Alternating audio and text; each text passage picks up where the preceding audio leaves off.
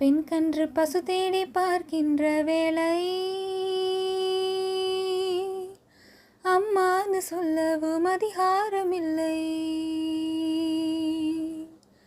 பெண் கன்று பசு தேடி பார்க்கின்ற வேளை அம்மான்னு சொல்லவும் அதிகாரமில்லை.